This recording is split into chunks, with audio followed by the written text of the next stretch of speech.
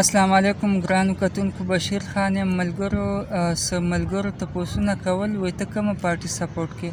نو زه خو یو پارټي هم نه سپورټ کوم، بلکې زه ټولې پارټیانې سپورټ کوم. زموږ ټول مشران دي، خو چې کوم سړی د ملک او د قوم دپاره زیات ښه کار کوي نو موږ به ټول هغه سپورټ کوو.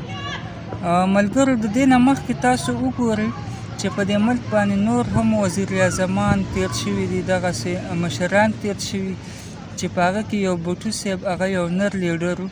هغه چې کله د دې خبرې اظهار وکړو او قدم یې اوچت کړ چې زه د یو آزاد ملک یو آزاد لیډر یم، نو د هغه څه انجام شو؟ پانسي شو که نه شو؟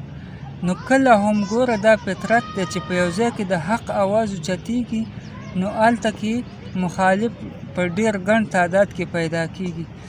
دغسې ګوره پاکستان ته الله پاک یو تحفه ورکړې ده، د عمران خان غوندې یو نر لیډر راغلی او هغه دنیا ته دا ښودلی دي چې هغه کله دا ګام پوره واخیسته چې زه د یو آزاد ملک لیډر یم، خودمختار ملک یم.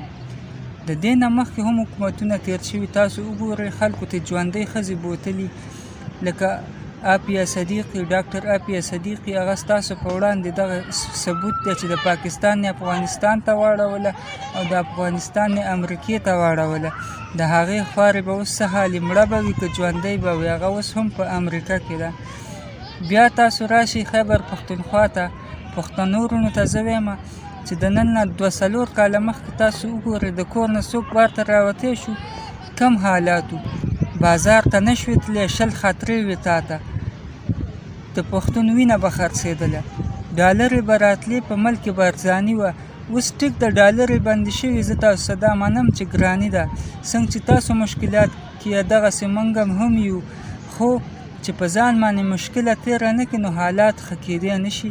نو اوس یو نر لیډر مخې ته راغلی دی چې هغه خرڅېږي نه، او هغه د خپل اسلام، د خپل مسلمان، د خپل ملک او د خپلې ازادۍ دا دنیا ته ښایي چې زه یو خودمختار ملک یم.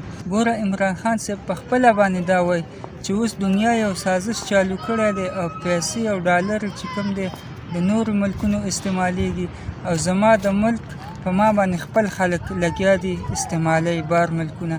نو ډېر مشکل حالات دي او دا سړی د پښتنو لپاره خو بیا سونه ده. پښتنو بیا به ډېر دغسې شعرونه وایي چې زما لویه ګناه دا ده چې پښتون یم.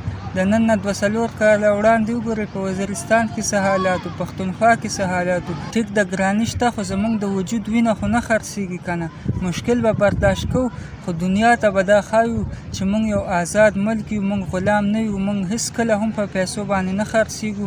او د نورو پارټو والا هم زموږ مشران دي، موږ د هغوی سره اختلافات نه ساتو، خو په دې وخت کې باید چې ټول خپل اختلافات شاته کړو او دا یو نر لیډر دی چې دوی سره اوږه په اوږه باندې ودرېږو او موږ دنیا ته دا وښایو چې موږ یو آزاد ملک یو، موږ په پیسو باندې هېڅکله هم نه خرڅېږو.